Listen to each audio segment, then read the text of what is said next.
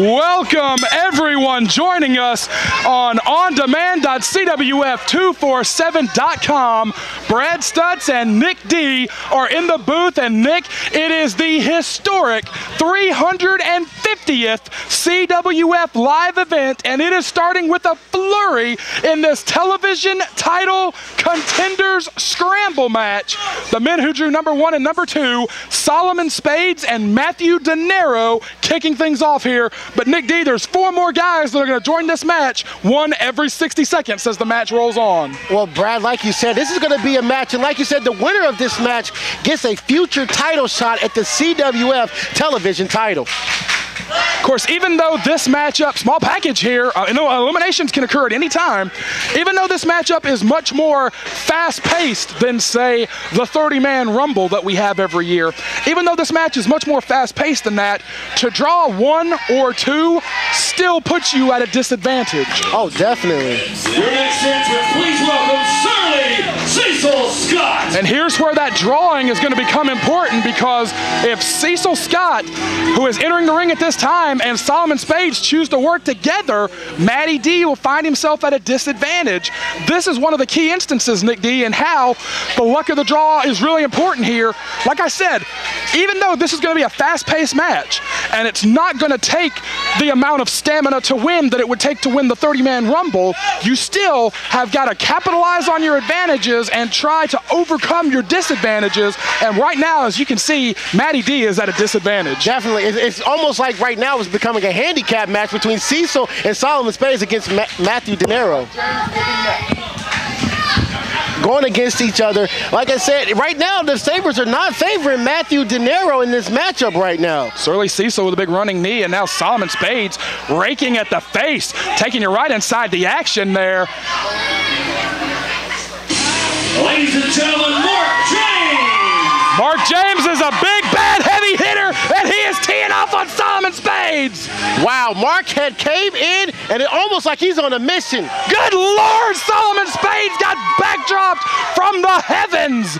Mark James tearing up both Cecil Scott and Solomon Spades, huge spine buster. And Nick D, this is a big thing happening right now, because even though there's no teams in this, even though it's every man for himself, Matty D has got a chance to breathe right now because Mark James is dominating the ring. But like you said, Brad, we can't forget either. Mark James has special interest in this matchup. Remember, he's on a quest to gain a title here in CWF, and if he doesn't by the end of December, he's gone too. So he has motive in this matchup as well. You're exactly right. Back in December, he said if he did not win a championship before the calendar year 2013 ended, this would be his last year. Mecha Mercenary. Oh boy, we said Mark James was a big bad man. Here comes another big, mean, ugly, nasty individual. The Mecha Mercenary, 440 pounds, has hit the ring, and Mark James is taking him head on, but the Mecha is overpowering him to start. 350 pounds of pure heavyweight potential in Mecha Mercenary, and now they're ganging up on Cecil Scott as we go in this matchup.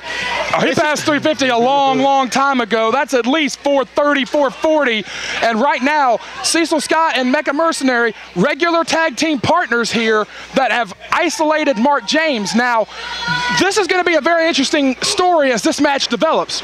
Cecil and Mecha work together as a full-time tag team here in CWF Mid-Atlantic.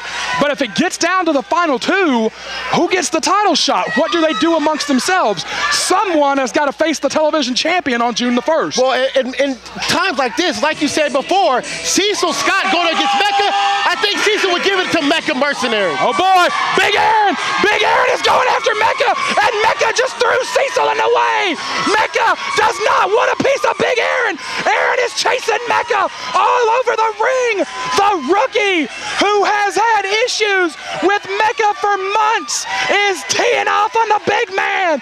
Look at the ferocity with Aaron. Biggs is moving the ring with these attacks on Mecha, and the crowd here in Gibsonville, North Carolina, has come to their feet for Big Aaron. Well, like you said, Aaron has a mission to prove right now, Brad. It's been 2 times he's went up against Mecha and has become unsuccessful, so he's on a grudge to make sure he takes care of the Mecha Mercenary. Well, now all 6 men are in the ring, so literally eliminations can happen at any point. It just so happened that now all 6 have entered without anyone being eliminated. Of course, pinfall, submission, or over the top rope is how we're gonna do it. Uh-oh. Clothesline, Mark James is gone.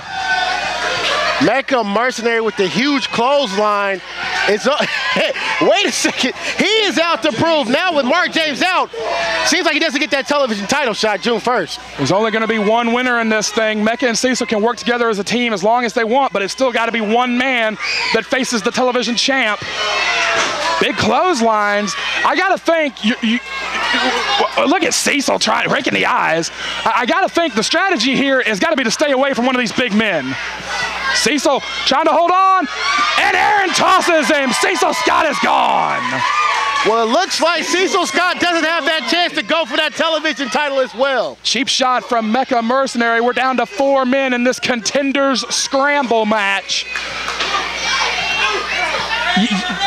Do you think, Nick D, I mean, this is pure speculation, are you going to have an easier time getting Mecha or Big Aaron over the top rope or trying to pin him? Which do you think would be easier? Now, if it was me, I would go for the pin, because if you can get the pin and take him out that way, then 9 times out of 10, you got a better chance. Oh, God, Big Aaron tossed over. Well, the officials should have got Cecil Scott out of the ring 3 or 4 minutes ago. Hogwash in this opening bout. The officials should have got Cecil out a long time ago. Leg lariat from Solomon Spades.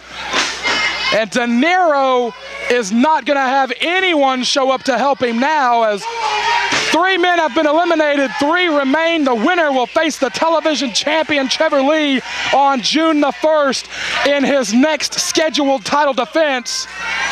Solomon Spades is measuring him. De Niro avoids the contact. Solomon Spades is gone. It's 1-on-1, Nick D. You got Mecha Mercenary versus Matthew De Niro. Who is going to get that title shot June 1st against Trevor Lee? But look at the look on Matty's face. How is he going to beat this big monster? 440 pounds of the Mecha Mercenary. De Niro is tightening up his knee pads. De Niro is ready to fight. But what can he do? Matty, at best, is about $1.75 or $1.80. What is he going to do against this big man? He's signaling a power slam, or a scoop body press. I don't know, but Matthew De Niro is determined that he's going to take out the Mecha Mercenary. De Niro prophesized that this would be the summer of Matty. If he captures his first championship, that prophecy very well may come true, but it doesn't look good right now because Mecha has got him in his clutches. Mecha Mercenary is not playing because he knows he can get the opportunity of a lifetime being the CWF television champion with a title shot against Trevor Lee June 1st. I don't know if Matty's got a chance here. 2 big drop kicks. Mecha's reeling. Mecha's reeling. Matty's got to capitalize. I don't like it. I don't like it. A 3rd big drop kick. Mecha is teetering. No, he's back down.